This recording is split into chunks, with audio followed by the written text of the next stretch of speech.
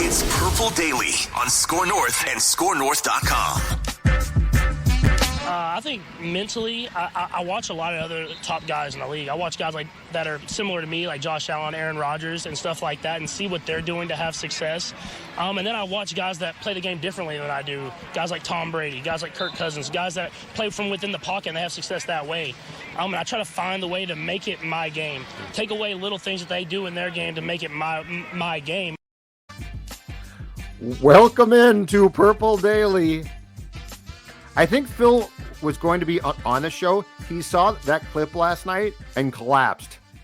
I think Phil saw Patrick Mahomes praising Kirk Cousins, and that was it. He's like, "Peace out, man. I can't do Purple Daily tomorrow. I'm out of here." Oh man. Hey, you know what? So I got notes. I got like 3 tweets back from Kirk stands who were like, see, Pat Mahomes is invoking Kirk's name. It's like, no, well, that's smart. Like Patrick Mahomes, the problem is his skill set, like, so he can watch Brady and Kirk, right? Operate in the pocket and take what they do and be like, I'm going to incorporate that into my game, Patrick Mahomes. And that works. The problem, Kirk stands, is that Kirk can't then be like, that's a great idea. I'm going to watch Patrick Mahomes film and become an incredible athletic quarterback too. So it's like, I don't know what your point is. Yeah, Kirk Cousins does some things well, definitely. Now, was I a bit surprised that Pat Mahomes referenced him along with Tom Brady? Yes. Those two names, I don't think go side by side. That being said, Dex, good for him. Good for Patrick. He's trying to learn, but I just love this whole thing. Well, you see Kirk, you don't get Kirk. Well, actually, I do get what Kirk does well. It's absolutely classic. Training camp notes. But before we get to training camp notes, Declan Goff, the most exciting news yesterday in Purple Daily Land had nothing to do with COVID vaccines. It had nothing to do with training camp notes. It had to do, and I've got a visual here for you. So those of you who are watching on YouTube, the new presenting sponsor, far more pretty than my ugly mug, is Surly. The Furious IPA, outstanding. But Declan, you know what? I'm an overachiever. And so when it comes to showing up with my homework, I don't just do one assignment because the Furious is just one IPA. Because last night we mixed in, if you can see it, the Havoc Machine. Little West Coast IPA. Okay. Yes. All right. From the good folks at, that's right, Surly Brewing. Little Surly Brewing for you. So I am an overachiever, and we're thrilled to have Surly aboard. It's going to be a great partnership. There's going to be a lot coming as far as me doing, instead of morning or evening Juds, Surly Juds, things like that. So yes, welcome aboard to Surly. It's going to be a great relationship, and we are glad to have them as the presenting sponsor of Purple Daily. All right, let's get to the training camp notes, Declan Goff, because I, again, spent a couple hours at TCO Performance Center on Monday watching Jake Browning and it's a Case Cookham throw pass. Cookus. I already forgot his last name. Case Cookus. How could you? Well, actually, Case, mainly because it was day one on the job, handed off. Jake Browning threw passes. Let's start there. So Jake Browning, coming out of mini camp and going into training camp, in my opinion, Declan, was the backup quarterback to Cousins, and Mond, because I think his mechanics need some adjusting and he's young, was QB3. Jake Browning, though, in my opinion, has solidified QB2, unless the Vikings decide to go out and get a quarterback because they're so afraid about Kirk's vaccination status. Jake Browning has looked damn good. And I mean, it's impressive because he's been on the practice squad for 2 years, which, by the way, means you don't really get work. Like, it's not like he's practicing full time or much. Training camp's a different story because you ordinarily have 4 quarterbacks to throw a ton of passes. But as far as once the season starts, it's not like, hey, Jake, come get your snaps now. So, Dex, I have been very impressed. I think that Jake Browning, if he hadn't already, has probably opened eyes. Yep. I am not trying to tell you right now that he could step into a regular season game and be successful. I am trying to tell you that in the gradual ascension of a player like Browning, who is undrafted and has been on the practice squad for 2 years, he has sped the ascension up exponentially in recent days by being available and by looking very solid. Yeah, I mean, good for him, man. I think it's pretty dang cool. He had a decent career at Washington. I believe it was a sophomore season where he went absolutely off for them.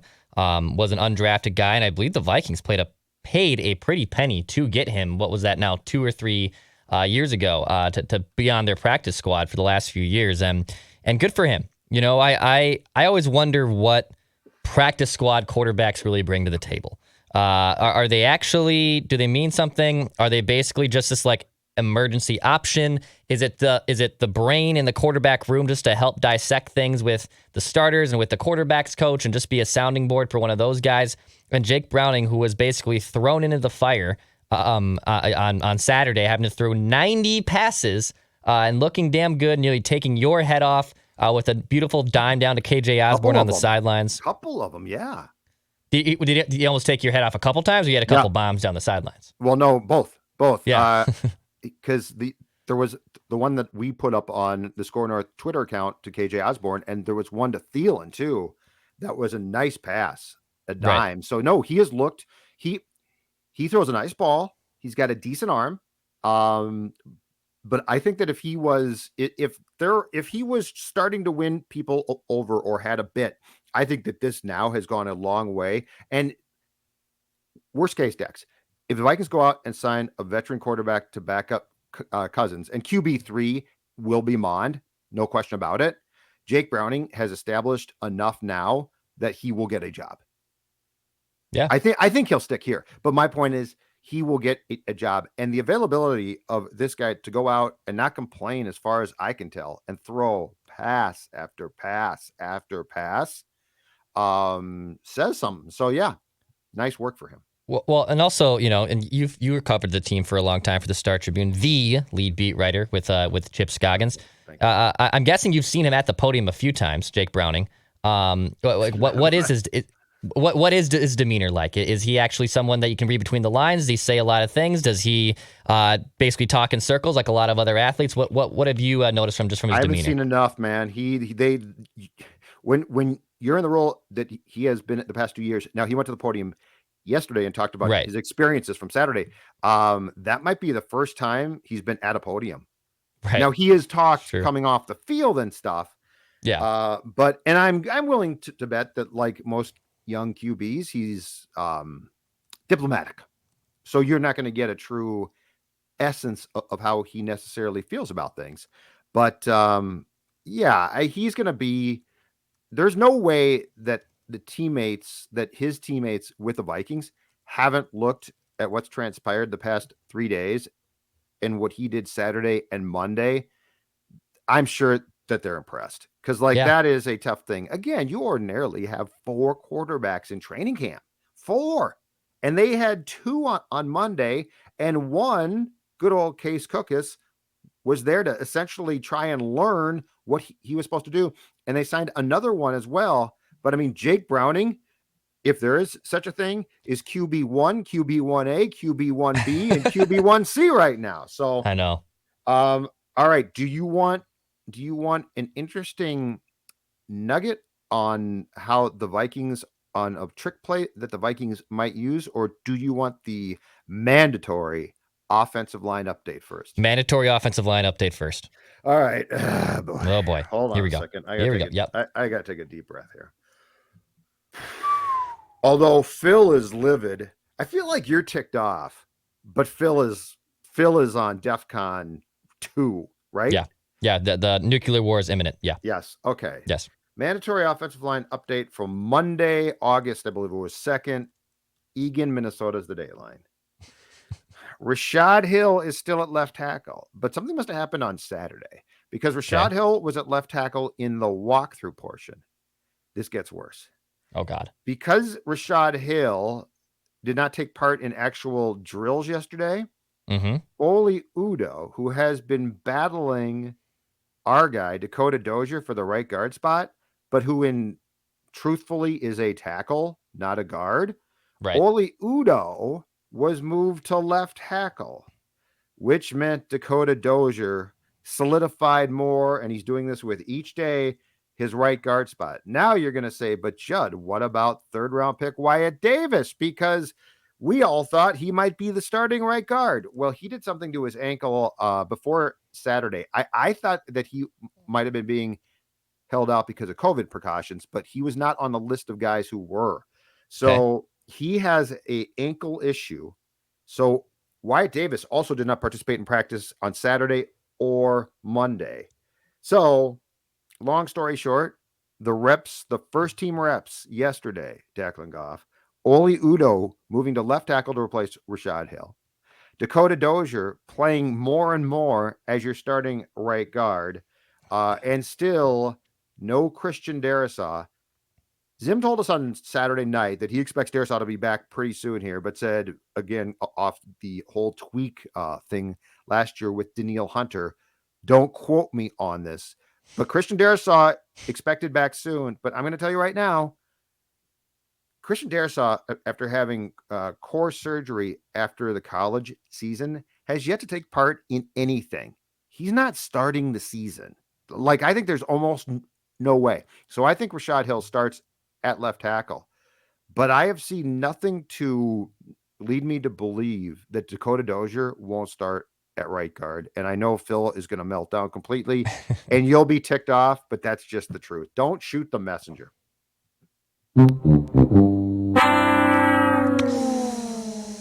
It's hard not to. You can mock the messenger, but don't shoot the messenger. I'm only going out there. I mean, unless I saw the note too that Zim said, they're kind of easing in Wyatt Davis and this and that.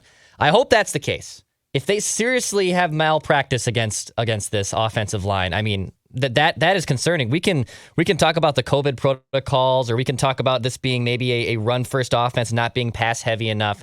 There's things we can still get nitpicky with on this team. If that offensive line has the audacity to run out Dakota Dozier again, not and the maybe line's fault. Maybe Oli Udoh is better than we think. Maybe it's like a 5% chance that I think he is something, but he's probably not. He's probably not. They are trusting someone who hasn't played left tackle for them. Barely any left tackle for them in important games. So, I mean, I hope to God this Christian Darrisaw injury is progressing steadily, and it doesn't sound like it's obviously going faster. They should not be rushing him necessarily. Take the time. It's a tackle. They need this line to be fortified. But man, Judd, that this has every right to be insanely concerned. If Dakota Dozier and Oli Udoh are out there week 1 and for the first month of the season, I mean, pack a lunch. Seriously, pack a lunch. Well, I think Hill's banged up. I think Rashad Hill, who started quite a bit at both tackle spots, and he is a good backup swing tackle, but he is not a starter, and he is certainly not a starter at left tackle. I think he's going to start the season there, much less than ideal, but that's going to depend on Darrisaw's timetable. I'm just telling you, Christian Darrisaw hasn't done anything as a Viking. Nothing. Zero. Zed. So I don't see Zim, I don't think, is going to take a rookie left tackle and toss him in there. Oli Udoh, I think, is learning to play guard, but Dakota Dozier, don't laugh at me, has played guard before, so I think they feel more comfortable. Again, don't shoot the messenger. It's not my fault. That's just what I'm seeing. I also saw, and I missed this in person. I also saw somebody sent a clip of Drew Samia. I think he was playing guard with the second team Dex yesterday. Just get absolutely trucked. Fell down. It's not workable there. Drew Samia is not. I don't know what we had high hopes that he might step in and play a good guard last year. I think I told you guys a couple days ago, he played 4 games there and was the worst ranked offensive lineman in football for that 4-game period. But yeah, you have to have concern here. You just have to. I'm sorry. He was my Mr. Mankato pick last year. So yeah, get nasty. Yeah. Drew Samia looked like he was a nice player at Oklahoma. Was going to be a nice maybe guard, and I just hope this doesn't turn into Wyatt Davis 2.0, or hope Wyatt Davis doesn't turn into Drew Samia 2.0. I think that's obviously the fear there. I hope he's ready, and I hope he's just battling a little nagging injury.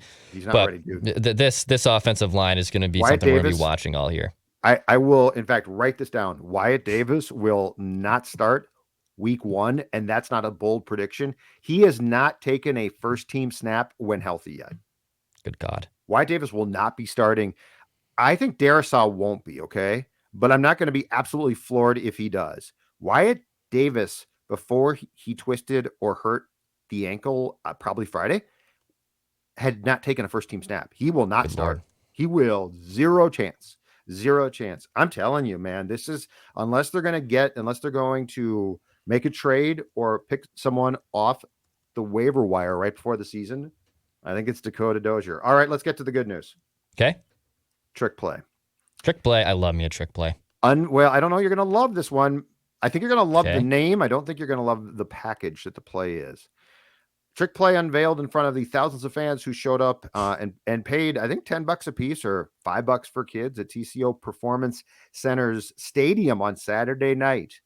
I think this is the only snap. It's the only one I saw that Jake Browning did not take in team drills. Okay, I'm going to give you the good news first. Dalvin Cook in a trick play. Okay. The bet where I don't think you're going to like this is it was the Wildcat. And the Wildcat it's run its course. I just don't think it surprises teams. The great thing about it originally, when the Dolphins unveiled it against the Patriots, was that like 5 or 6 years back now, Dex? The great thing about the Wildcat was it was unexpected. And like the Patriots weren't prepared and it worked. Everyone is now prepared. But I do like so here's what I like about it. I like the fact that the Vikings offensively, at least, are considering creativity, because they really don't embrace creativity on offense, right? Run the football, pound the rock, get, second 13. What should we do? Hand it to Dalvin. Okay, that's not a great idea. So I don't like the Wildcat, but I like the fact that we might be seeing some different ideas that show that perhaps Clint Kubiak is going to open things up a little bit more than Pops did. Yeah, I like that idea. When Jerick McKinnon was here, I thought he was an awesome guy for the Wildcat, and he was a former quarterback. Dallas game, they ran it, and he couldn't throw. What was that all about? Well, then there was the other one, too, with Diggs, and Diggs, remember throwing that one to Kirk Cousins, and it wasn't even close. I love me a good trick. Wide receiver pass is my go-to trick play. I love me a wide receiver pass. I'm with you, actually. Sidney Rice threw an absolute deep ball. Yeah, he can absolutely haul it. I love me a good wide receiver pass. Love me a good fake punt. That's what I want to see. Let me know. Give me some special teams fake punt. I want you to be observations. I want to see a fake. I love me a good executed fake punt. Yeah, but you got things get me going. Yeah, but don't tempt fate. You got to execute it. Well, yeah, you got to execute it. No, but I'm saying it can be a disaster if it's not executed. I feel like that one. I love it if you think you can do it and do it well, but you got to have the right people. Yep. Because if you screw that up, it's what they like to call in the business, Dex, quick change, sudden change. Sudden change is not good. The wide receiver pass, I'm with you. I wonder who can throw the ball. Do you think Jefferson or Thielen has a better arm? I don't think Thielen does. I bet it would be Jefferson. I mean, Jefferson might. Did I maybe read that Dede Westbrook was maybe doing some trick play? I think there might have been something about Dede maybe doing a trick play or two. That'd probably be in special. That'd be in special team stuff, though. That'd be in special teams, though. Yeah. Right. Yeah, he has done almost zero, I think, as far as actual drills with the receivers, besides like teamwork besides like individual work is what they call it. So the trick play is more of just a wildcat formation with Dalvin. Is that what you're saying? Yes, but I like the idea of being more creative with Cook. I don't think the wildcat works. Okay. Yeah, the Tony Soprano. Oh my God, that's amazing. So Tony Sperano, the late great Tony Sperano. That's an easy mistake to make. From the Miami Dolphins, executed that with Ricky Williams and Ronnie Brown there with the Miami Dolphins, 11, 12 years ago. I think it's also ran its course. What? Yeah, it was like 09, 08. I said like 6 years ago. Oh my God. No. It was a bigger thing like 10, 12 years ago. Oh my God. Okay. I think it only really works if you have a very like Lamar Jackson and Cam Newton in his heyday. You have to have the mobile quarterback for it to really, I think, for it to be executed successfully. If you're just like throwing in Dalvin Cook running wildcat or getting cute with reverses with Stephon Diggs or someone throwing a pass down the field, it has to be run correctly. So, I think having a mobile quarterback first is the most important thing to do there. All right, note number 4, and I've talked about this before, but we see it every day, and I think it's worth talking about extensively. And I actually sent you a clip that you posted at the Score North Twitter account of a very nice pass and catch from Browning to Irv Smith Jr. Yeah, he looks great. Man, does he look good every day, Declan. He looks great. I am going to be shocked if he does not have a breakout big time year. He makes every catch. He is in great shape. He's bigger. He's not huge, but he's bigger. He will be wide receiver 3 dressed up as a tight end. Like, for all we're talking about, what's Osborne going to potentially do, and he's been good in camp, and he's going to make this team for sure, is, once Westbrook can return from his ACL, what's he going to potentially do? I'm telling you right now, Jefferson, Thielen, Irv Smith, those guys are going to catch a ton of passes, and Irv Smith looks great. And before Kirk went out because of the protocols for 5 days, and he should be back on Thursday, Kirk and Irv Smith had a chemistry that looked to me far superior to anything that Kirk and Kyle had. Yeah. So I'm just telling you right now, if you play fantasy league football, get Irv Smith.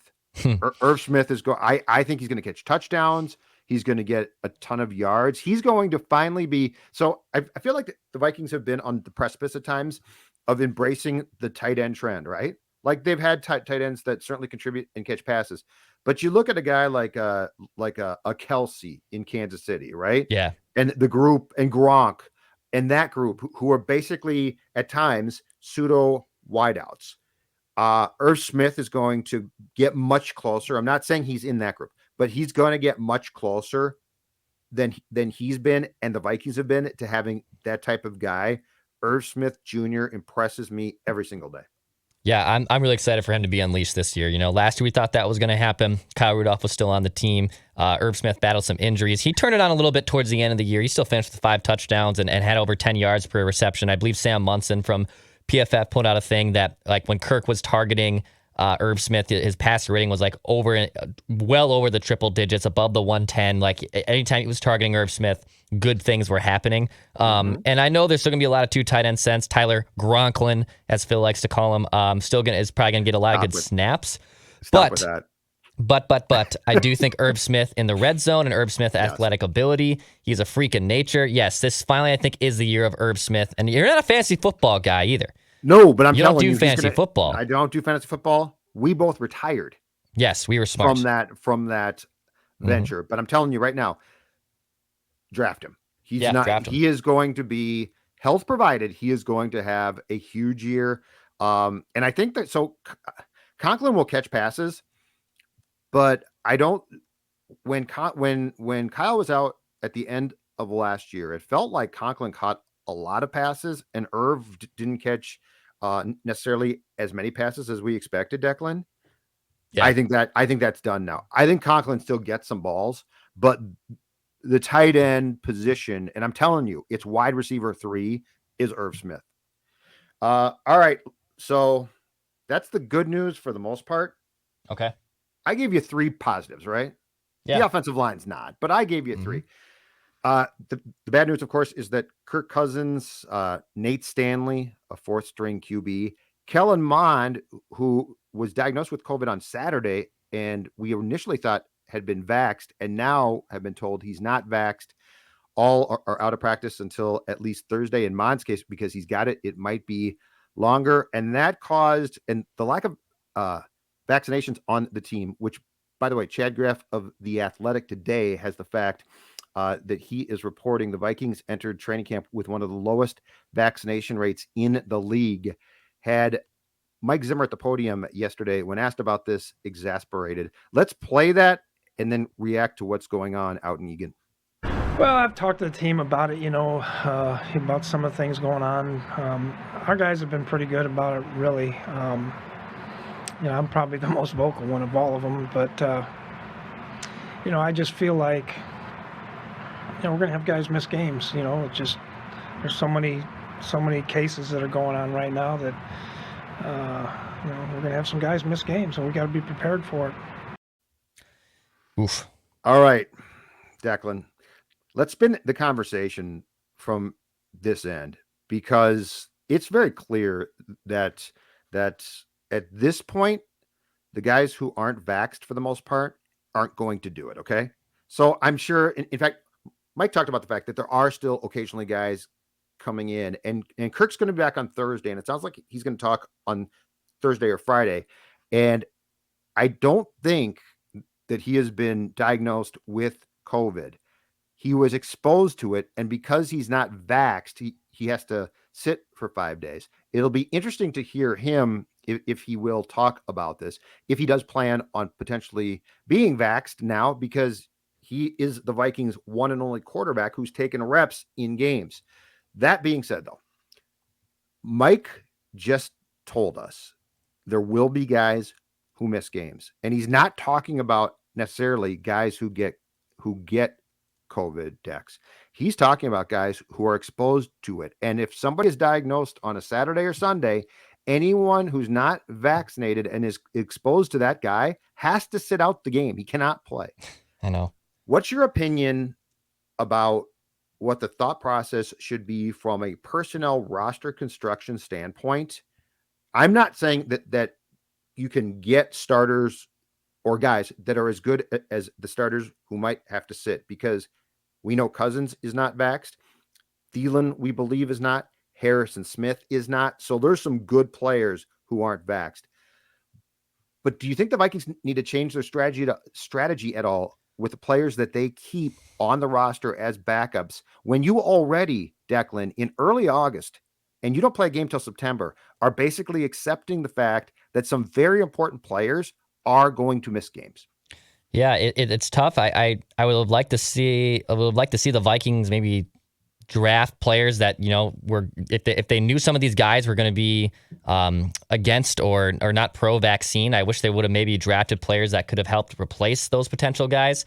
It would have been nicer too, obviously, if the offseason worked out a little earlier, where vaccines were rolling out a little faster and players were able to get the vaccines quicker, and just society in general was able to get the vaccines quicker, that maybe that you could be able to supplement the roster with players who were okay with that and open to doing that. I think the issue is when we're talking about bringing in players now, or bringing in players this basically late into the training camp and into the portion, is the NFL is, and we've talked about it before, the football is the one sport where, unless you're bringing in like a veteran who really knows what he's doing, bringing in a rookie or bringing in someone undrafted or bringing someone with limited experience and expecting them to learn a playbook and learn the calls and learn all the inner workings of how that works, I do think we kind of forget about that sometimes, that it's not just a plug and play sport.